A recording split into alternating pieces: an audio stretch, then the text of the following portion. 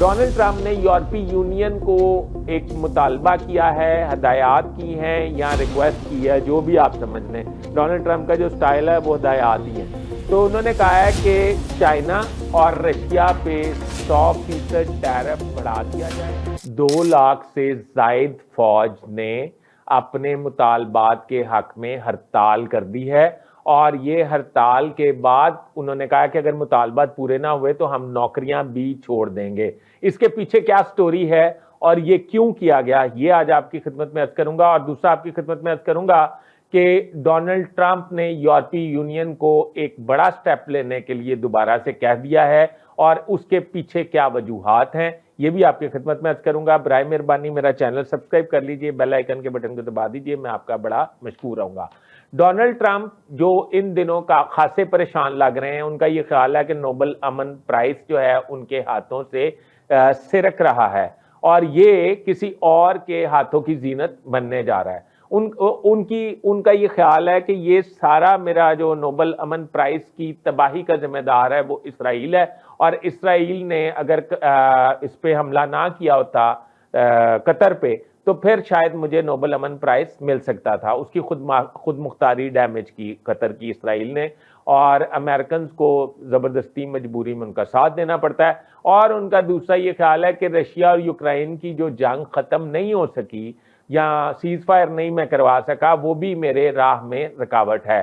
जबकि पाकिस्तान और इंडिया की जंग उन्होंने जंगबंदी करवा दी थी तो उस वक्त यही सोचा जाता था कि डोनाल्ड ट्रंप को नोबेल अमन प्राइज मिल सकता है।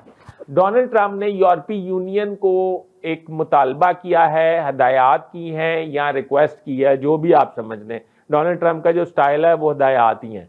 तो उन्होंने कहा है कि चाइना और रशिया पे 100% टैरिफ बढ़ा दिया जाए क्योंकि चाइना जो है वो रशिया को यूक्रेन के हवाले से फैसिलिटेट कर रहा है और अगर इसी तरह चाइना इसको फैसिलिटेट करता रहा तो फिर यूक्रेन के खिलाफ जंग करना वो बंद नहीं करेगा मतलब रशिया। और यूरोपीय यूनियन को ये मफाद है कि अगर रशिया जो है वो यूक्रेन में जंग करते करते पहुंच गया तो उससे आगे पूरा यूरोप है और पूरा यूरोप में फिर कोई भी रास्ता जो है उसके लिए वो नहीं होगा, रशिया के लिए मुश्किल नहीं होगा और वो यूरोप में आराम से दाखिल हो जाएगा।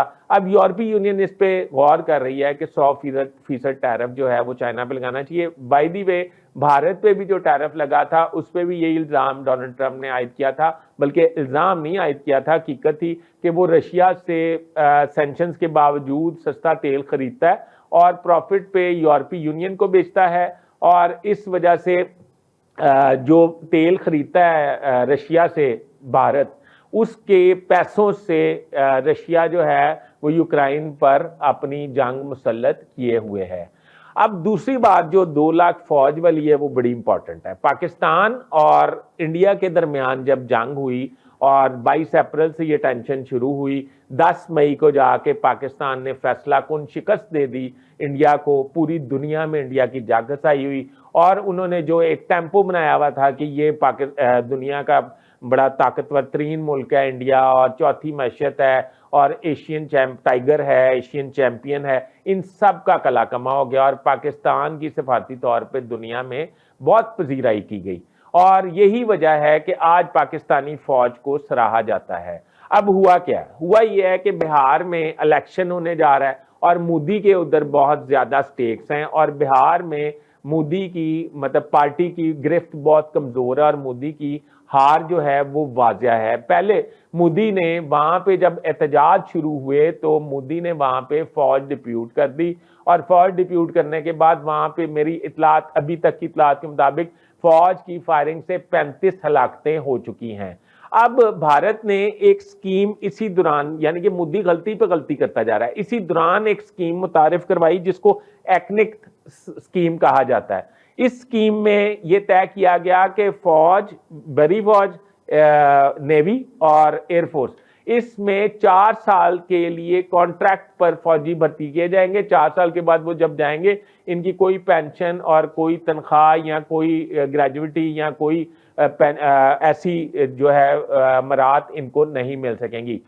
इस पे फौज जो है वो बातिल हो गई। 2 लाख फौज ने हथियार फेंक दिए हैं बिहार में और उन्होंने एहतजाज शुरू कर दिया अपनी फैमिलीज के साथ मिलके, और उन्होंने रेलवे लाइनें ब्लॉक कर दी हैं, रोड्स ब्लॉक कर दिए हैं, शहरों का रास्ता ब्लॉक कर दिया है, मेन जीटी रोड्स पे वो बैठ गए हैं। और वो उनका ये मुतालबा है कि ये एथनिक पॉलिसी जो है इसको ख़त्म किया जाए और दूसरा हमारी तनख्वाहों और मराद में इजाफा किया जाए। अगर हमारी तनख्वाह और मराद में इजाफा ना किया गया तो ना सिर्फ हम नौकरियां भी छोड़ देंगे, बल्कि आइंदा अगर पाकिस्तान से जंग की या आपकी टेंशन होगी तो हम पाकिस्तान के खिलाफ हथियार डाल देंगे और पाकिस्तान से लड़ने के लिए बिल्कुल तैयार नहीं होंगे।